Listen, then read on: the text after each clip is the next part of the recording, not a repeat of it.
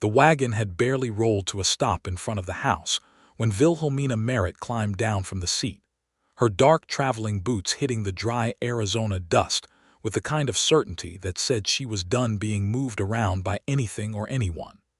The late afternoon sun hammered the earth in that relentless way it had in the summer of 1882, and it turned the adobe and timber house ahead of her into something almost golden, almost beautiful.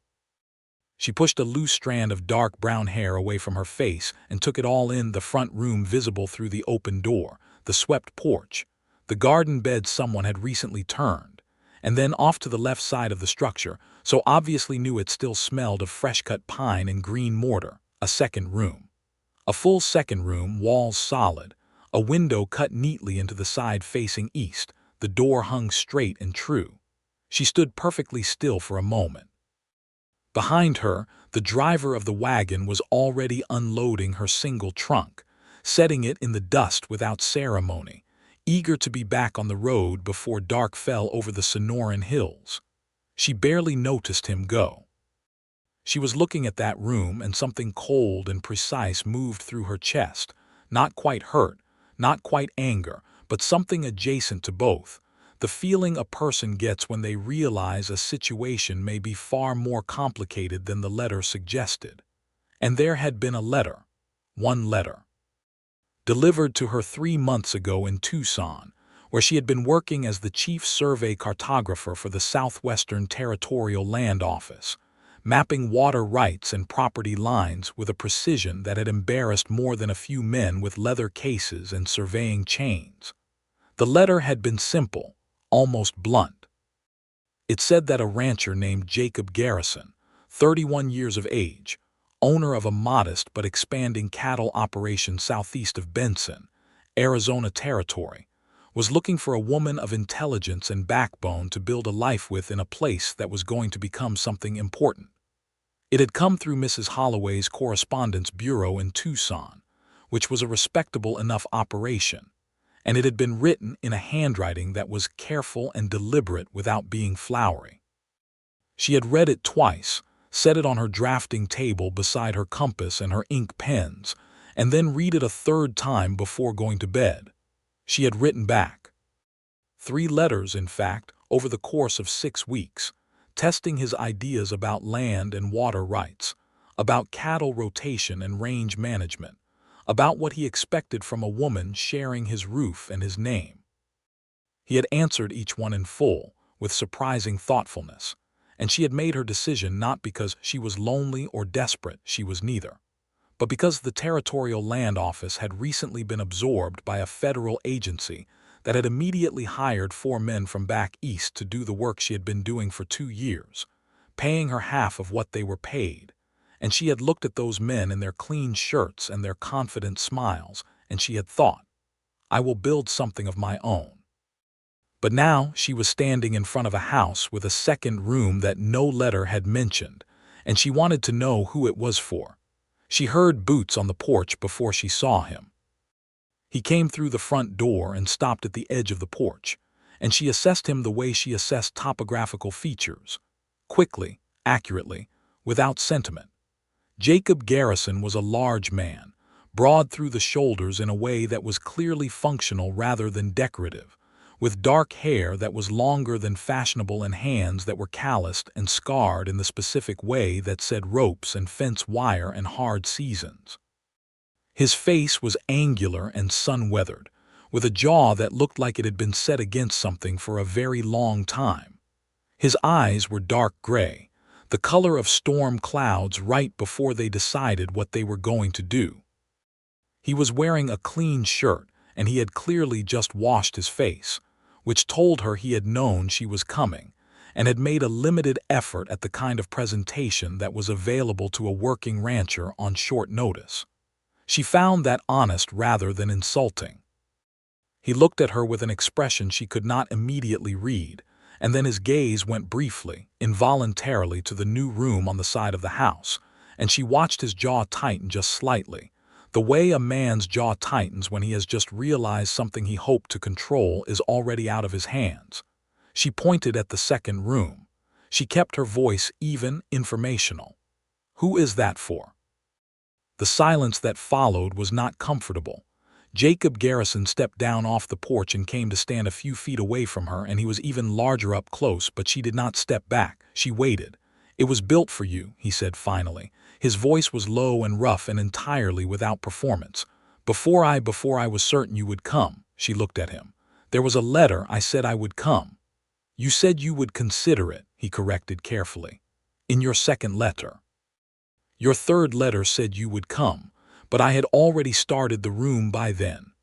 Wilhelmina turned her eyes back to the room. She thought about the geometry of that, about the sequence of events. He had built a room before he believed she would actually arrive. He had built a room that was not nothing. A room was days of labor and materials and intention. It was not the action of a man who was performing interest. It was the action of a man who was terrified and building anyway, the same way some people pray to gods they are not entirely certain are listening. She turned back to him. Something in her assessment was shifting, recalibrating, and she was experienced enough to know when her first read of a situation needed to be updated with new data. "There is only one front room," she said. "Where were you planning to sleep?" He held her gaze steadily. "The barn loft until you decided what you wanted." She blinked once. That was not the answer she had been braced for. To understand how Wilhelmina Merritt had ended up standing in the dust in front of Jacob Garrison's house in the summer of 1882, you would need to go back 2 years, to the autumn of 1880, when she arrived in Tucson from Philadelphia with a surveying kit that had belonged to her father, a civil engineer who had died of a fever when she was 19, and a set of skills that had been entirely self-taught from his books and his notes, and the long afternoons she had spent in the field beside him before he got sick. She was 24 years old. She had $17 and a surveying kit, and the ability to read topographic data faster than anyone she had ever met. And she had decided that the territories were where the work was, because the territories had not yet calcified into the kind of rigid social structures that would have kept her behind a desk copying someone else's numbers. The Southwestern Territorial Land Office had hired her on a trial basis, which meant they paid her barely anything for the first month while she proved that her surveys were not only accurate, but were consistently more detailed and reliable than the work being done by the 2 male surveyors they already employed. After the first month, she negotiated a proper wage, which was still less than her male colleagues but was enough to live on and work from. And she had spent the next 2 years doing the kind of field work that required riding alone into difficult terrain, camping for days at a time, dealing with landowners who ranged from cordial to openly hostile, and producing maps that the federal office in Washington had once specifically cited as the highest quality survey work they had received from any territory that year. She was good at this. She was specifically, measurably, demonstrably good at this, and she had built her entire sense of self around that competence. When the federal agency took over and hired the 4 men from back east, it had not broken her, but it had clarified something. She was not going to spend her best years fighting for scraps of recognition in a system that was designed to give her as little as possible. She was going to make different choices. Jacob Garrison's letter had been one of those choices. She did not romanticize it at the beginning. She was practical about it. She was 26 years old and she wanted land and work, and a partner who would not expect her to become smaller in order to fit beside him. The 3 letters they had exchanged before she came out had established, to her satisfaction, that he was at least open to the idea of a woman with her own skills and her own opinions. Whether he could actually live with it was a different question, and one that could only be answered in practice. She spent the first night in the second room, which smelled of pine and new plaster, and an odd sweetness she could not identify until she noticed that he had placed a small bunch of dried desert flowers in a tin cup on the windowsill. Not a dramatic, romantic gesture, just a small, almost accidental kindness. She lay on the cot he had put in there, a proper cot with a good blanket, and stared at the ceiling and thought about the sequence of events. He had built the room before he had the nerve to send the letter, and then he had sent it, and then she had come, and now here she was. In the morning she got up at first light, which was her habit, and walked the property before he was awake, or so she thought. She was perhaps a quarter-mile out along the fence line, reading the land the way she read everything, systematically, noting water drainage and soil composition, and the way the morning light moved across the terrain, when she heard a horse behind her and turned to find Jacob Garrison approaching on a big bay gelding, leading a second horse, a solid dark roan with good legs, saddled and ready. "Thought you might want to see the south pasture," he said, looking down at her from the saddle. "The creek boundary is unclear. I've had a disagreement with my neighbor Rusk about where the line falls." She looked at the roan, then back at him. "You brought me a horse." "It is yours to use while you are here," he said. He corrected himself immediately, and she heard the correction happening in real time. "While you are here, or it is yours. I should have said that more clearly." She took the reins and mounted the roan with the ease of someone who had spent 2 years riding solo through mountain terrain, and she saw him notice that, saw something flicker in his expression that was not quite surprise but was adjacent to it. He had expected, she thought, to perhaps help her up, to perhaps demonstrate some small competence gap that would be his to fill. He was recalibrating, too.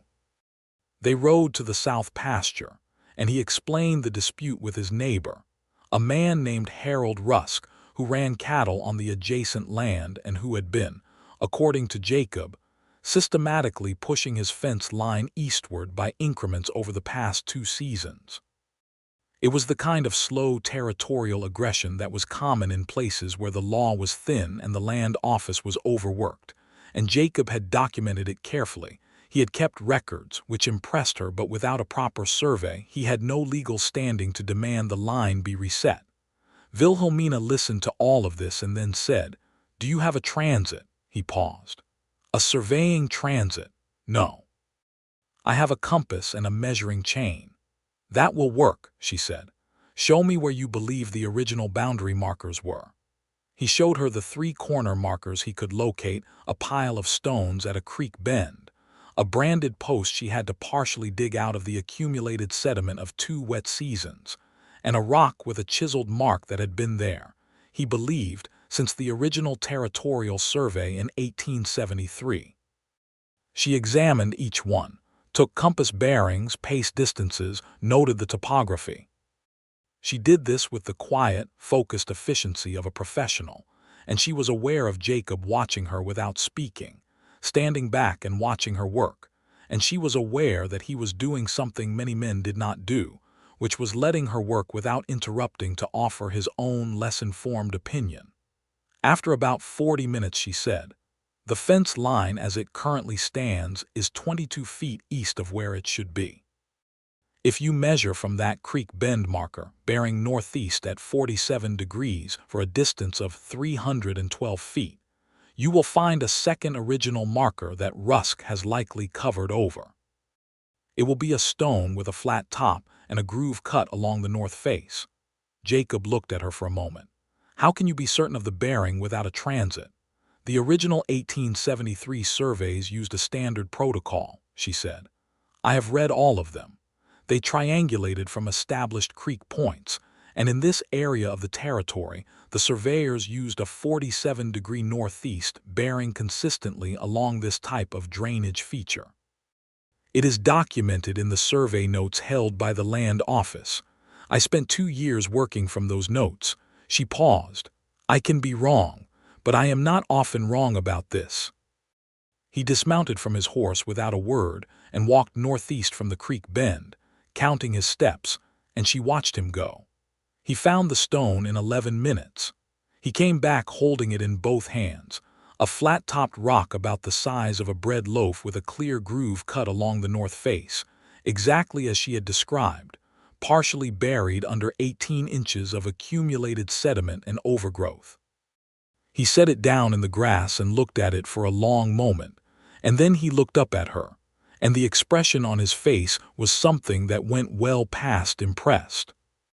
It was the expression of a man who had just discovered that the situation he was in was significantly more interesting than he had believed. "You found that from memory," he said. It was not quite a question. "From training," she said, "and a good memory." "Miss Merritt," he said, and his voice had changed, had dropped into something quieter and more careful, the way voices go when people are speaking about something that matters to them. "I need to tell you something." "All right," she said. "I wrote that letter 4 months before I sent it. I wrote it and I put it away, and I spent 4 months telling myself it was a foolish idea. Then I built the room. Then I sent the letter." She waited. "I built the room because I had run out of reasons to keep waiting, and building felt like doing something, even if you never came." He looked down at the stone in the grass, then back up at her. "I did not expect to find someone who could locate a buried survey marker from 9 years ago using dead reckoning and a memory for protocol." "Is that a problem?" she asked carefully. "No," he said, with a certainty that surprised her with its immediacy. "No, Miss Merritt, it is not a problem at all." They rode back to the house, and he told her about the cattle operation, about the 30 head he was running, about his plans for expanding to the water rights on the eastern edge of his property that he had not yet been able to secure. She asked precise questions about water flow and seasonal range, and he answered them, and somewhere in that exchange something shifted between them, a formality softening at the edges without disappearing entirely. She was not the kind of woman who softened quickly, and she was alert to the way that softening could become a trap, the way you could mistake the pleasure of being understood for safety, and then discover that the understanding was more limited than you had believed. But he kept surprising her. That evening he cooked supper, which she had not expected. She had assumed the domestic labor would default to her without discussion, because that was how these arrangements usually worked, and she had been prepared to address it directly and early. Instead, he made a beef stew with dried chilies and corn that was genuinely good, and when she came in from washing up at the well and saw him at the stove, she stood in the doorway for a moment and revised another assumption. "I have been feeding myself for 12 years, he said without turning around. "I do not need you to cook. I need you to—" He stopped. "To what?" she asked. He set the lid back on the pot and turned to face her, and in the last light coming through the window he looked, she thought, like a man who was used to being alone in a way that had gone past loneliness into something structural, something that had become part of how he moved through the world. "I need you to stay," he said simply. "If it suits you, I need someone who is here because they want to be here, not because they have to be." Wilhelmina sat down at the table and folded her hands and looked at him. "I'm not here because I have to be," she said. "I am here because I chose to be. There is a difference." "I know," he said. "I can tell." They ate supper, and then she said, "I want to do the survey of your entire property, properly with documentation. It will take several days, and you will need to provide me with the compass and chain, and anything else you have. When it is done, you will have a map and a legal record that will hold up to any court in the territory, and your neighbor Rusk will have no more room to maneuver." He looked at her across the table. "Why?" "Because it is useful," she said, "and because it is what I am good at, and because—" She paused, and this pause was more deliberate than her usual ones. "It seems like a reasonable way to begin." "To begin," he repeated.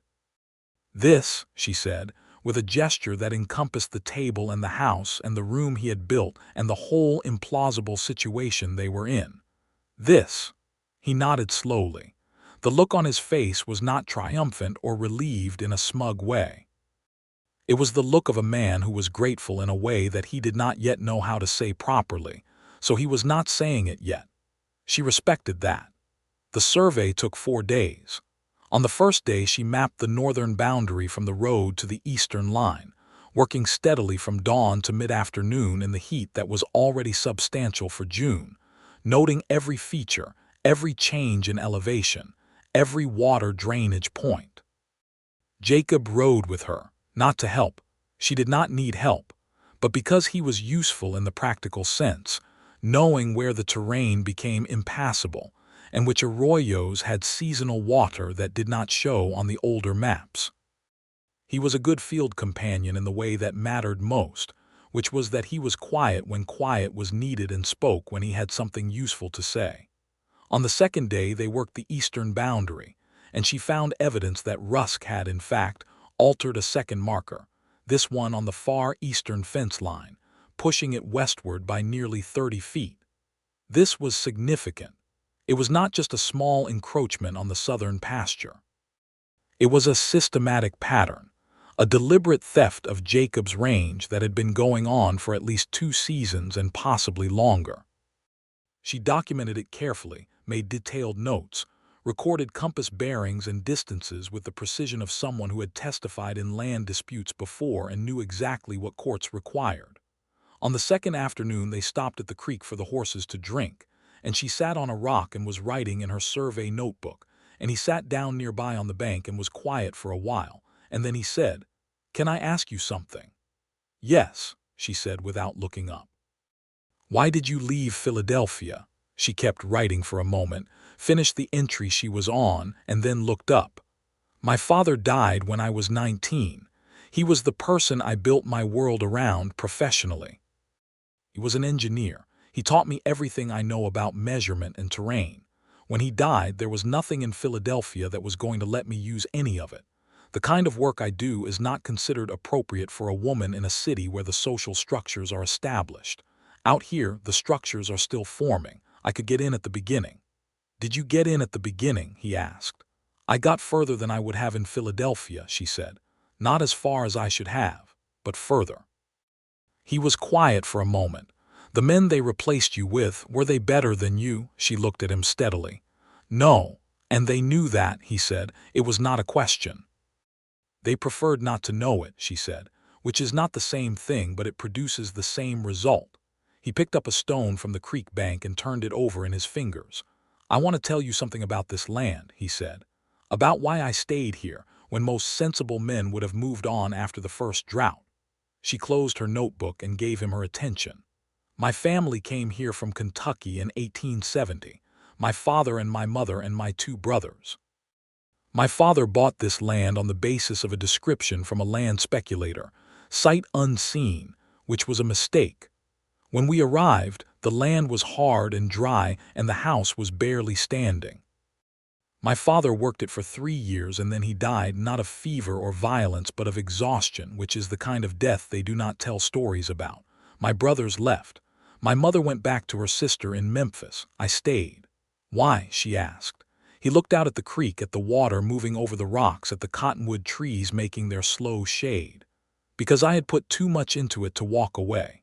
And because—" he stopped and she saw him working for the words. "Because walking away felt like agreeing that the land had beaten me, and I was not willing to agree to that." She understood that. She understood it in a specific physical way, the way you understand something that matches a structure already inside you. She did not say that yet, but she noted it. "The second room," she said. He looked at her. "Tell me about building it. Why then?" He was quiet for long enough that she thought he might not answer. Then he said, "I had a night last winter where the cold came down harder than I had seen it in a long time. I had the fire going, but the house felt very empty. And I thought, there are people who come home to something, who come back to a house where someone else is also there. And I had been telling myself for years that I did not need that the work was enough. But that night I was not certain anymore." She waited. "I got up in the morning and I started building," he said. "I did not have anyone in mind, I just started building. And then about 6 weeks in, when the walls were up and I was working on the roof, I thought, if I am building a room for someone, I should perhaps find someone." He paused. "So I wrote the letter. Took me 4 months to send it." Wilhelmina looked at the water. She thought about that sequence again. The room built before the letter sent before she arrived, the arrival before she understood what she was looking at. A man building in the dark towards something he could only half name. "That is either very practical or very romantic," she said. "I have not decided which." "It is probably both," he said, and the side of his mouth turned up just slightly, the first real suggestion of humor she had seen from him, and she found it unexpectedly affecting. They rode back in the late afternoon, and that night after supper she took out her drafting materials. She had brought a proper kit, inks and drawing pens and good paper, and she began laying out the preliminary map of the Garrison property at the kitchen table. Jacob sat in the chair by the window with a book, and they were in the same space without being in each other's way, and it was one of the most comfortable evenings she had experienced in a very long time, which she found mildly alarming and extremely interesting in equal measure. On the third day of the survey, they reached the western boundary, and here they encountered Harold Rusk in person, which was an experience Wilhelmina had not been looking forward to but had expected. Rusk was a heavy-set man of about 50, with a red face and a manner that was simultaneously ingratiating and hostile, the specific social style of a man who is accustomed to winning through pressure rather than merit. He came riding across his range when he saw them working near the western fence line, and he pulled up his horse and looked down at them with the particular expression of a man who had expected to be dealing with Jacob alone and was recalibrating rapidly. "Garrison," he said. "Who is this?" "Miss Wilhelmina Merritt," Jacob said. "She is conducting a formal survey of my property." Rusk looked at her surveying notebook, at her compass, at the measuring chain. His expression became something between dismissive and concerned, which was the expression of a man who has been doing something he hoped would not be examined too closely. "A survey," he said flatly. "Correct," Wilhelmina said pleasantly. "I spent 2 years as the chief cartographer for the Southwestern Territorial Land Office. I have already located the original 1873 boundary markers on your shared southern boundary and documented the discrepancy between the original line and the current fence placement." She held his gaze steadily. "I will be completing the full survey of this property today and tomorrow, and the resulting map will be registered with the Territorial Land Office and will constitute a legal record of the boundaries as defined by the original grant documents." Rusk stared at her. He looked at Jacob. Jacob said nothing, which was, she thought, precisely the right choice. "That fence has been in the same place for 5 years, Rusk said. "The original markers have not moved," Wilhelmina said. "The fence moved. These are different things, and a court would treat them as different things." She smiled, and it was the professional smile she had developed over 2 years of dealing with hostile landowners, entirely pleasant and entirely impenetrable. "Is there anything else you would like to discuss?" Rusk turned his horse and rode back across his range without another word, and Wilhelmina watched him go and then turned back to her notebook and made a notation. "He is going to cause trouble," Jacob said. "Possibly," she said. "But he will do it through lawyers, which is slow and expensive. We will have the survey registered before he can make a legal move, and once it is registered, the burden of proof shifts to him." She glanced up. "I have done this before." "I can see that," he said. There was something in his voice that was warm and wry and deeply respectful, and she felt it land in her chest like a hand pressed flat against a door to keep it from blowing open in a wind. On the 4th day she completed the survey of the eastern and southeastern boundaries, the ones that would be most critical in any legal dispute, and she found, in the southeast corner, something that was not a surveying discrepancy, but was instead a water feature that Jacob had not fully appreciated. There was a spring, small but consistent, that fed into a drainage that crossed his property, and the spring was entirely within his eastern boundary as defined by the original markers. Water rights in the Arizona Territory in 1882 were already a serious matter, with disputes becoming more frequent as more settlers arrived, and the existing water sources became more critical to survival. A reliable spring on your property was not a small thing. She mapped it carefully, then rode to where Jacob was working on a section of fence and told him what she had found. He got off his horse and walked back with her to the spring and stood looking at it for a long time. It was not dramatic, just a low seep in the rock face, maybe 2 feet wide, feeding a narrow channel that ran east toward the drainage, but the water was clear and cold and running steadily even in June. I knew there was water here, he said slowly. I thought it was seasonal. It may be fed by a deeper source, she said. The rock formation is consistent with a type of aquifer I mapped extensively in the territory north of here. If so, it is likely reliable year-round. She paused. You should have this tested. There are engineers who do hydrogeological assessment. It would cost money, but if this spring is what I think it changes the value and the viability of this entire operation significantly. He looked at her, and the look was something she was not quite ready for, something too open and too direct. The look of a man confronting something that matters to him more than he was expecting it to matter. "Why are you doing this?" he asked, and his voice was quiet. "You did not have to survey the full property. You did not have to find this." "I was doing the survey," she said carefully. "It would have been incomplete if I stopped at the lines and ignored the features." "Wilhelmina," he said, and it was the first time he had used her full name, and it did something to the air between them that was difficult to measure but impossible to ignore. She looked at him. She was a woman who prided herself on precision, on saying exactly what she meant and nothing more, and right now what she meant was complicated, and she was not certain she had the right language for it yet.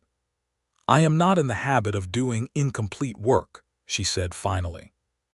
"On any kind of project." He held her gaze for a moment and then nodded slowly, and she could see him filing that away carefully, turning it over, understanding it to mean more than its surface and choosing not to press on that yet, which was, she thought, exactly the right response. That evening she finished the map. She worked at the kitchen table until past 10 o'clock, the lamp turned up as high as she dared, her finest pen laying down the lines of the Garrison property in the precise, documentary style she had developed at the land office. Every boundary, every topographical feature, every water source, every old marker location, every fence line with notation of discrepancy from original. The spring marked with its coordinates and flow estimate. The overall dimensions of the property laid out in the clean geometry of a legal survey document. Jacob had gone to bed, or to the barn loft, which was where he was still sleeping, a fact that she was increasingly aware of in a practical sense, feeling that he was being unnecessarily inconvenienced and in another sense altogether. And the house was quiet around her except for the sounds of the desert night, the faint distant sound of coyotes, the wind working around the corners of the building. She thought about the room he had built. She thought about the sequence again. Build the room, then find the nerve to send the letter, then wait 3 months for the answer. She thought about what it meant to act on something before you were certain of the outcome, to commit resources and labor and intention to something that might not come to anything. She had spent her professional life doing exactly that, surveying terrain that had never been surveyed before, making maps of places she could not fully see until she was in them. She finished the map a little after 11 and sat back and looked at it. It was good work. It was some of the best work she had done, actually, because she had been thorough in the way you can only be when you care about the outcome. And she was honest enough with herself, sitting alone in the quiet kitchen, to acknowledge that she cared about this outcome very much, and that the reason she cared had less to do with the survey and more to do with the man who slept in the barn loft, because he did not want to presume.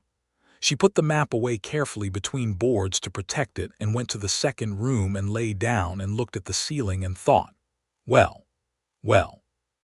In the morning she came out to find Jacob already at the stove and coffee already made, and she poured a cup and sat at the table where the map had been, and he set a plate in front of her and sat down across with his own, and she said, "The map is finished."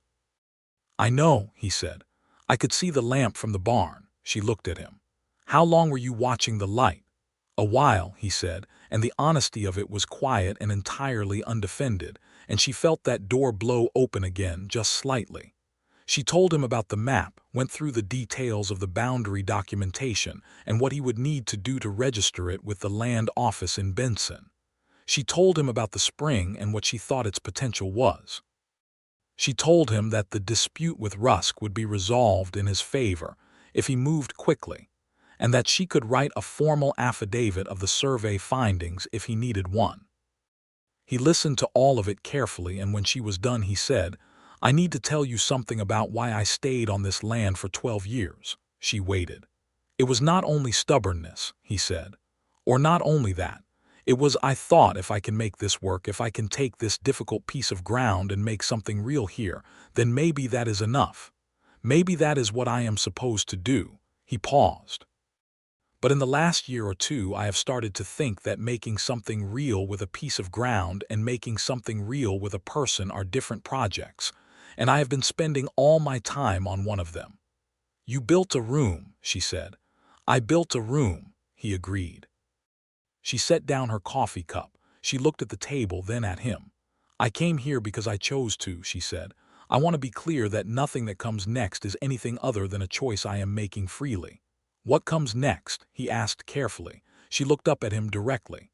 "I would like to stay," she said, "not as a guest in the second room, as whatever the right word is for a person who is building something with another person."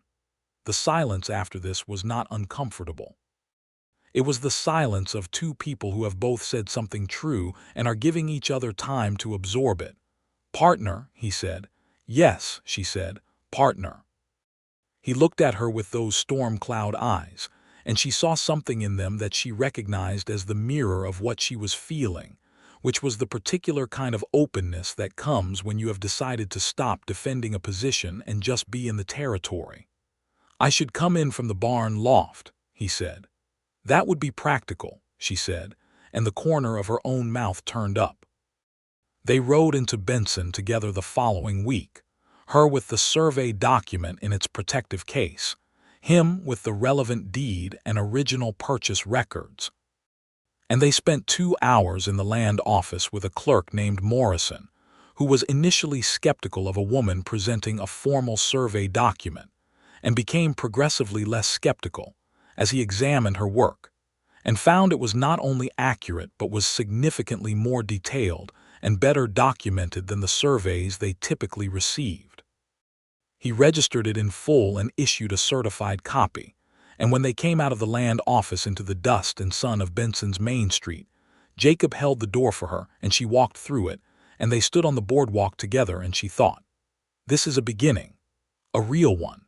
They sent a copy of the survey to Harold Rusk through a lawyer in Benson, and Rusk's response, which arrived 2 weeks later, was a formal agreement to reset the fence line to the original boundary as documented by the survey. He had seen the documentation and he had spoken to his own lawyer, and his lawyer had told him there was nothing to contest. The fence was moved by Rusk's own men on a Tuesday morning in late June, and Jacob and Wilhelmina rode the new line together when it was done, and she verified the placement with her compass, and it was correct. "You did that," he said, looking at the fence line running where it was always supposed to run. "We did that," she said. He looked at her with that look she was becoming familiar with, the one that was not performance but was entirely genuine, and said, "I have never had anyone in my corner who was also the smartest person in the room." "I am not always the smartest person in the room," she said. "You are in every room I can think of," he said. She laughed, and the laugh surprised her a little because it was unguarded, and she heard him take a breath as if the sound had done something to him. The summer moved forward in the particular way of Arizona summers, in heat and dry light, and the enormous sky going from blue to bronze to purple every evening. She set up a proper workspace in the second room, her drafting table, her instruments, her books, and she took on 2 private survey commissions from other ranchers in the area who had heard, through the dense information network of frontier communities, that there was a woman at Garrison's place who could do survey work that held up in court. She charged professional rates, and she did professional work, and she brought in income that she kept track of carefully in a ledger that she discussed openly with Jacob, because they had agreed that their finances would be transparent to each other. He had been right that the spring was important. The hydrogeological engineer they brought out in July confirmed that it was fed by a fractured limestone aquifer and was likely reliable year-round even through drought years. This information changed the economics of the ranch in ways that Jacob began mapping out carefully, talking through them with Wilhelmina in the evenings, his plans becoming more specific and more ambitious as the summer went on, and she contributing her own analysis of land use and water allocation that was, he told her one night, better than anything the county agricultural agent had ever offered him. She was working. He was working. They were building something together, and the territory between them was shifting and deepening in the way that happens when two people spend every day in proximity, and find that the proximity is not diminishing, but is instead slowly revealing things that would have taken years to get to in any more cautious kind of courtship. One evening in late July, she was at her drafting table working on a commission map, and he came in from a late ride and leaned in the doorway of the second room and looked at her working, and something in the quality of his attention made her put down her pen. "What?" she said. "Nothing," he said. "I am just—" He stopped, started again. "I did not think it would feel like this." "Like what?" He came into the room and sat down on the edge of her work table's chair, which was the only available seat in the room she had converted to a studio, and leaned forward with his elbows on his knees and looked at the floor for a moment before looking up. "Coming home," he said. "Having someone to come home to. I thought I knew what that would be like, and I was wrong. It is better than I thought, and I need to say something." She turned in her chair to face him fully. She waited. "I am in love with you," he said. His voice was even and deliberate, the voice of a man who has thought about what he is saying and means every word of it. "I did not plan to say that yet. I am saying it now because it is true, and I am not good at knowing things and not saying them." Wilhelmina looked at him for a long time. The lamp between them made warm light. Outside, the desert night was doing what it always did, vast and indifferent and full of its own dark music. "I know," she said. "I have known for a while." "Because you are observant," he said with the ghost of that smile. "Yes," she agreed. "And because I feel the same way, which makes it easier to recognize." She held his gaze, and she was not afraid of this, she realized. She had been braced for fear, and she had found instead something that felt remarkably like relief. "I am in love with you, Jacob Garrison. I came here to build something practical, and instead I found this. And I have decided not to pretend it is anything less than what it is." He reached out and put his hand over hers where it rested on her knee, and his hand was large and rough and warm, and she turned her hand over and laced her fingers through his, and they sat like that in the lamplight with the desert around them and the house he had built solid around them both, and it was one of the best moments of her life, and she knew it. They married in September of 1882.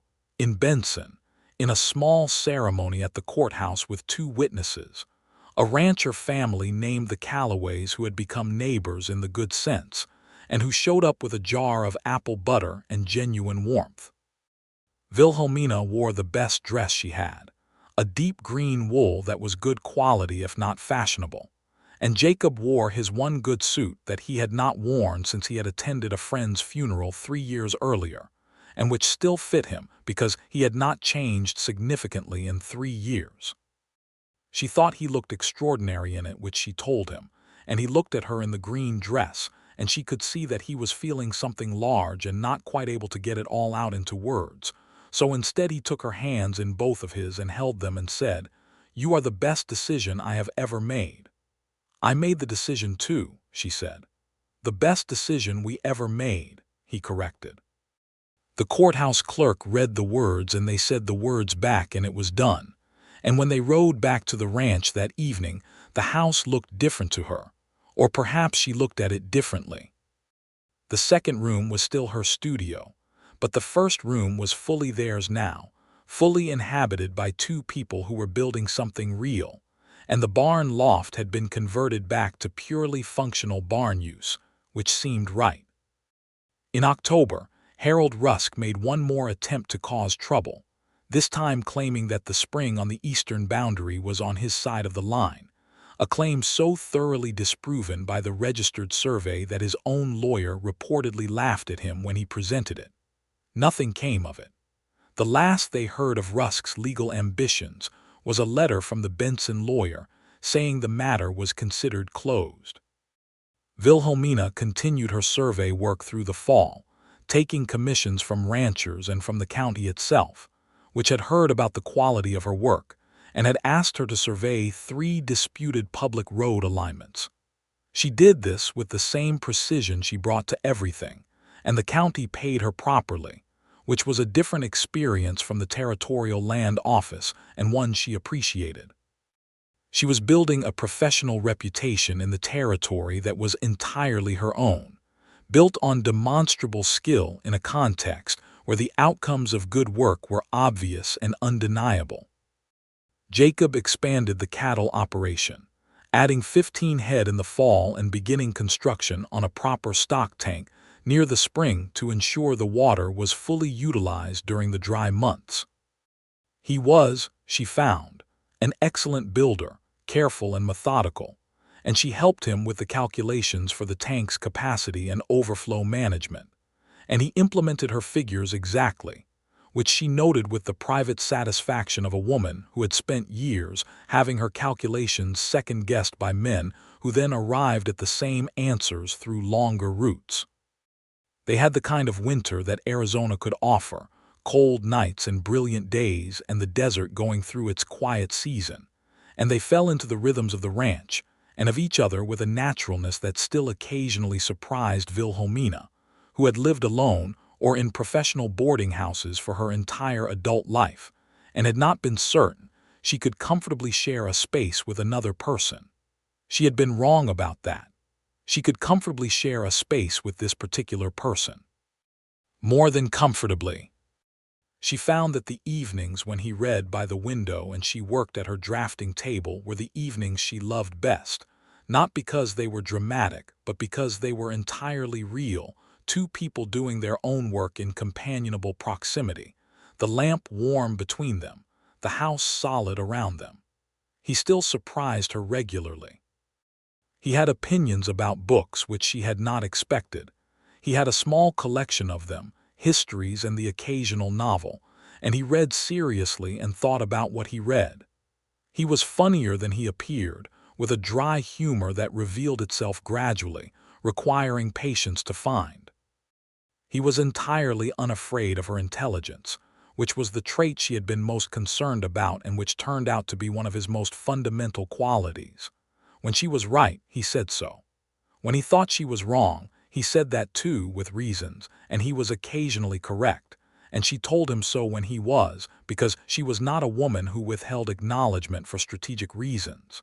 In the spring of 1883, she told him she was pregnant. She told him in the morning, at the kitchen table, over the coffee he had already poured, and she watched his face move through several stages in rapid succession shock, and then something so open and unguarded that it was almost painful to witness, and then a joy so genuine and unperformed that she had to look down at her coffee cup for a moment to collect herself. He got up from the table and came around to her and held her face in his hands, his large, rough hands gentle as they always were, and he looked at her with everything that was in him right on the surface. No hidden motive, no dark past casting shadows on this moment, just a man who was completely and wholly in the present. "I need to build something," he said. She laughed. "You do not need to build anything immediately." "I need to do something," he said, "with my hands." "Drink your coffee," she said. "Then you can build something."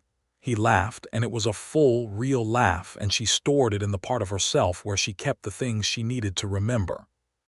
The boy was born in November of 1883.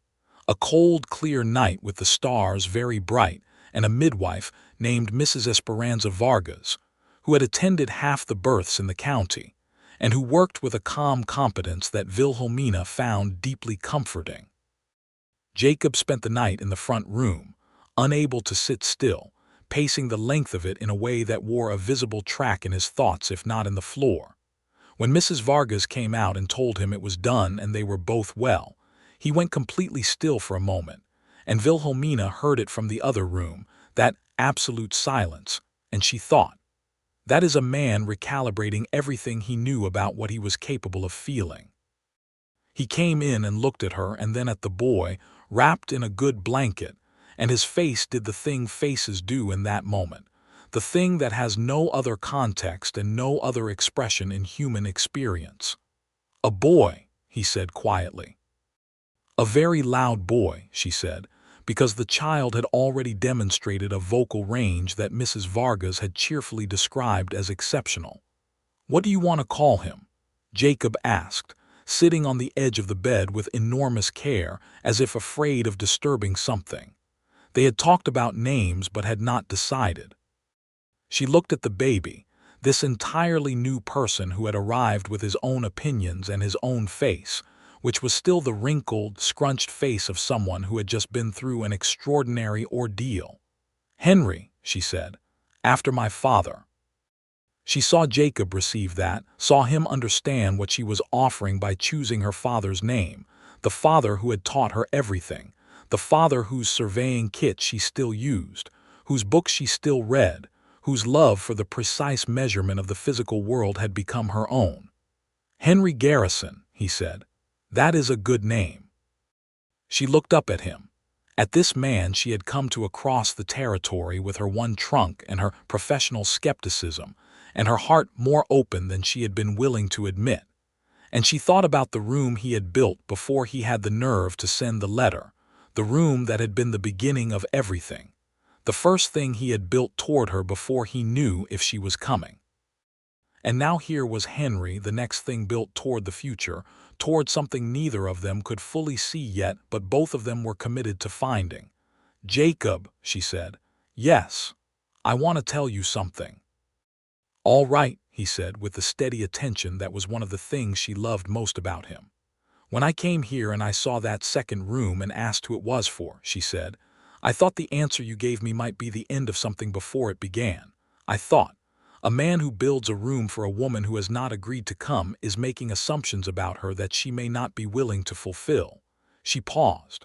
"I was wrong about what the room meant. It did not mean assumption. It meant hope.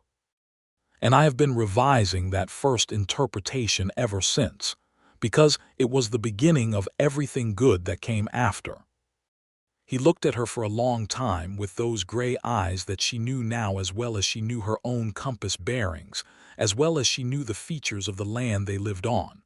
"I built the room because I was terrified," he said quietly, "not because I was confident. Building felt like doing something real when everything else felt like waiting." "I know," she said. "I know that now."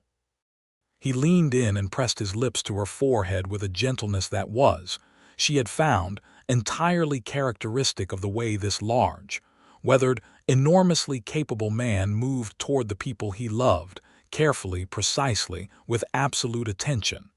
"Sleep," he said. "I will be right here." She closed her eyes, with the baby sleeping against her and the sound of the desert night outside and the house solid and warm around her, the house that had been a lonely place for a long time and was now entirely something else. She thought, this is what it looks like. A life built by two people, built out of skill and nerve and the willingness to act before certainty arrives. Built out of a room and a letter, and the long ride across the territory and a boundary stone, found exactly where she said it would be, and a spring that ran all year, and a map registered with the county that said, "This is ours, and here is the evidence." The spring of 1884 came in warm and fast, and with it, the county commission offered Wilhelmina a formal contract to serve as the territorial survey consultant for the eastern county districts, which was a salaried position that had never before been held by a woman, and which came with a county commission vote of 3-2 in her favor. The two opposing votes cast by men who would go on to lose their next elections partly because of how they had voted and partly for other reasons. She accepted the position and continued to run her private commissions alongside it, and she hired a young man named Tomas Reyes, who was 17 and had been working odd jobs around Benson, and who turned out to have a natural eye for terrain, and a willingness to learn that reminded her of herself at that age. She taught him the way her father had taught her, in the field, with real instruments, explaining not just the how but the why. Jacob expanded the cattle operation again that spring, and the spring they had found continued to run clear and cold through what the older ranchers said was the driest April in 15 years. The hydrogeological engineer had been right, and so had she, and the stock tank Jacob had built filled reliably from the spring's overflow, and the 35 head of cattle they were running had water through the dry months when some of their neighbors' cattle were struggling. Harold Rusk's operation, meanwhile, had contracted. He had made a series of poor decisions about cattle buying and had sold off parcels of his range to cover debts, and the land that had once abutted the Garrison property on 3 sides now only touched it on 1. The fence line ran exactly where the 1873 markers said it should, and no one pushed it anymore. In the summer of 1884, Wilhelmina discovered she was pregnant again, which she told Jacob at the breakfast table as she had told him the first time, directly and without ceremony. He received this the same way he had received the first news, with a joy that was entirely unperformed, and he did not build anything immediately this time, which she told him she considered growth on his part, and he laughed in that way she stored in the part of herself where she kept the important things. This time the child was a girl, born in March of 1885, in a spring that was still cold at night and brilliant in the daytime. They named her Clara, which was a name they had both arrived at independently, and then discovered they had been thinking of at the same time, which felt like the right kind of coincidence. Clara was quieter than Henry had been in those first days, but more alert, looking around with eyes that seemed to be trying to measure things, which Wilhelmina chose to interpret as promising. Henry, at 16 months old, was by that point ambulatory and opinionated and deeply interested in everything within his reach, which was a range that was expanding daily as he discovered what was possible with determined effort. Jacob had built a small fence around the garden to keep Henry out of it, which Henry had spent 2 weeks attempting to breach with the methodical persistence of a small engineer. Wilhelmina watched this and thought of her father, and felt the particular bittersweet fullness of carrying someone's legacy in your hands. The Garrison Ranch was known in the county by 1885 as one of the well-run operations in the district. Reliable water, good grass management, clear property lines, and the additional distinction of being the home of the county's survey consultant, whose work had resolved 17 boundary disputes in 3 years without a single case going to trial. Jacob was known as a solid rancher and a fair man. Wilhelmina was known as the woman who could read the land in ways that were not magical but which might as well have been to people who had been guessing at property lines for years. They were known together as a couple in the way that frontier communities knew people, practically, by what they did and how they did it, and whether they showed up when showing up was needed. When the Calloway family had a difficult winter and lost most of their small cattle herd to a cold snap, the Garrisons loaned 3 breeding pairs and did not charge for the loan. When a settler family arrived from Texas with a disputed land grant document and no idea how to navigate the territorial system, Wilhelmina spent 2 days of her own time reviewing the documents and writing the affidavit that got them clear title. This was not charity, or not only charity.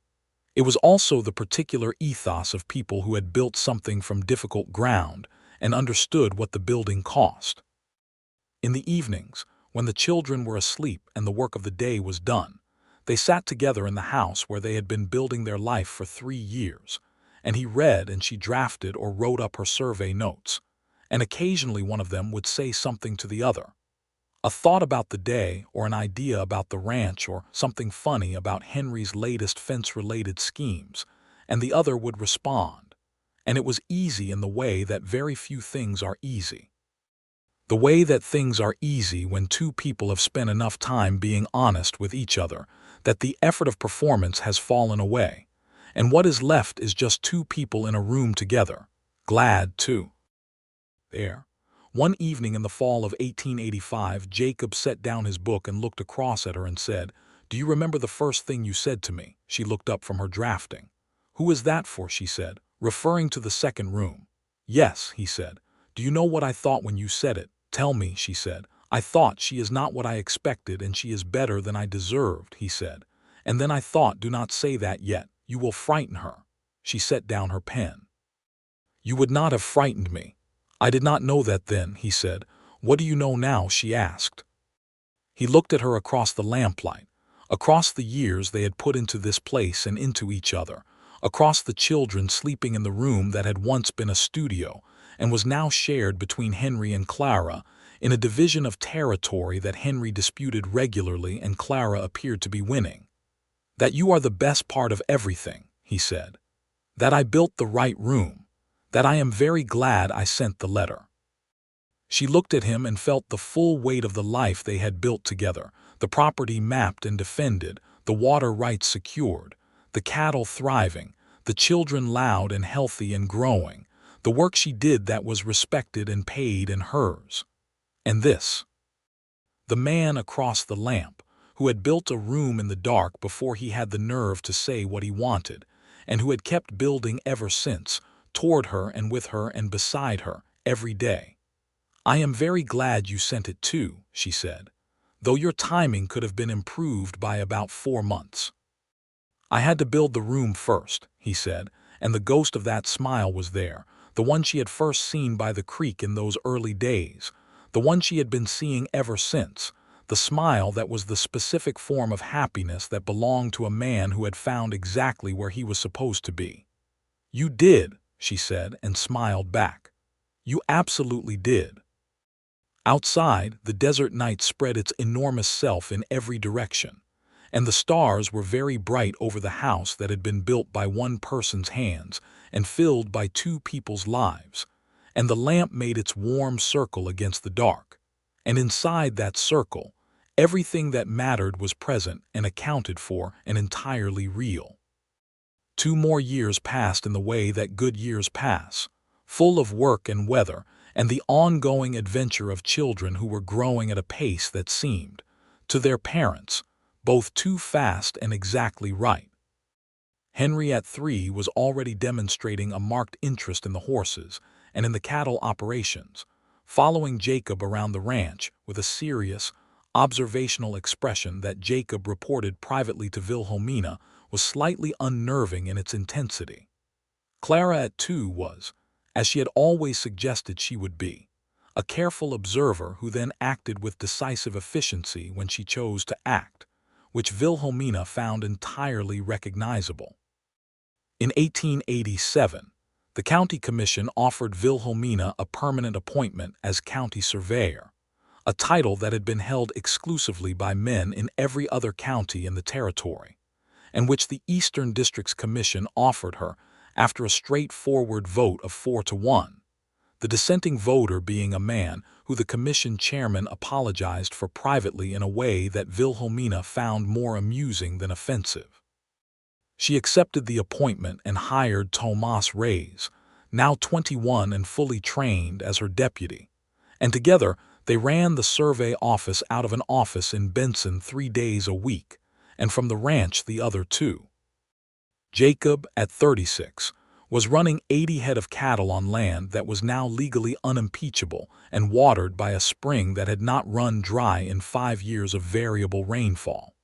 He was, by the standards of the territory, a successful rancher, which was not a simple thing to be, and which he had not achieved without the specific combination of his own hard work and persistence, and the particular contribution his wife had made to the foundation of it.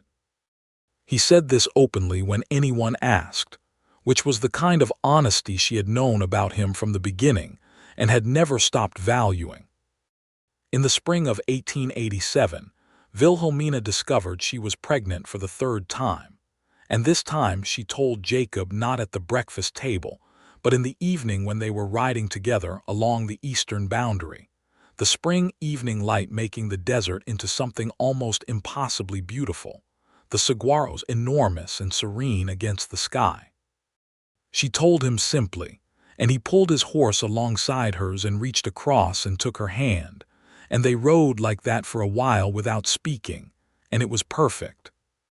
Their third child arrived in November of 1887, another boy, with a set of lungs that rivaled Henry's and hair that was dark like Wilhelmina's and eyes that were immediately and clearly going to be gray like his father's. They named him Samuel, after no one in particular, because the name had come to Wilhelmina in the middle of the night and had presented itself as simply correct, and Jacob had heard it and agreed immediately with the conviction of a man who recognized rightness when he encountered it.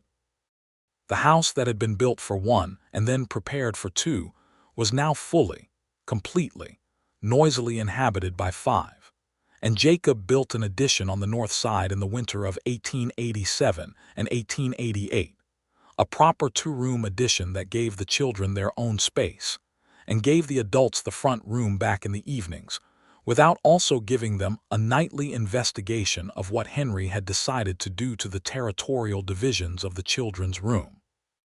The addition was well built, as everything Jacob built was well built, and Wilhelmina helped him design the load distribution for the roof, which he implemented exactly, and which was, he said, the best supported roof he had ever put up.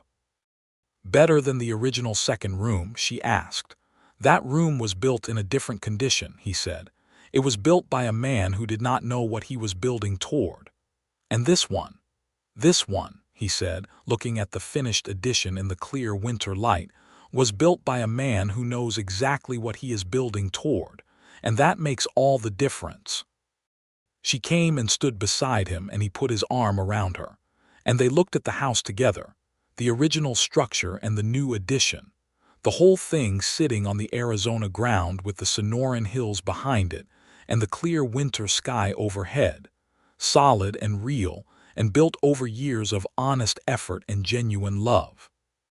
The spring survey season of 1888 kept her busy with a series of contested land grant issues that had come up as more settlers moved into the eastern districts, and she handled them with the systematic rigor that was her professional signature, resolving 4 disputes in 5 weeks, one of which involved a water rights claim so complex that the Benson lawyer who had been retained by one of the parties told his client privately that he had never seen more thorough documentation in 20 years of territorial law practice. Tomas Reyes was becoming an excellent surveyor in his own right, and she was proud of this in the particular way of a teacher who has given a student real tools rather than just instructions. He was steady and careful, and had a natural instinct for the way terrain played with compass bearings that was, she thought, a gift that could not be entirely taught, only developed in the right conditions. Jacob and Henry, in the spring of 1888, began working together on the cattle in a way that was not assigned or organized but had simply evolved. Henry, at 4.5, now old enough to ride on the horse in front of his father, and to watch the operations with those serious gray eyes, and ask questions that were, Jacob reported to Wilhelmina with a mixture of pride and mild alarm, remarkably good questions for someone who still occasionally fell asleep in his supper. Clara had begun drawing, not random scribbling but deliberate drawing, careful lines that were clearly attempting to depict the things she saw, the horses, the house, the shape of the hills on the horizon. Wilhelmina watched this with a specific attention, and on a quiet afternoon in the early summer, sat down with Clara at the drafting table and showed her a compass and explained, as clearly as she could for a 3-year-old, what it was for. Clara listened with the serious attention that was characteristic of her, and then held out her hand for the compass, and Wilhelmina put it in her small palm, and they sat together at the drafting table with the measuring instruments between them, and Wilhelmina thought of her father and felt the continuity of it, the passing on of things that matter.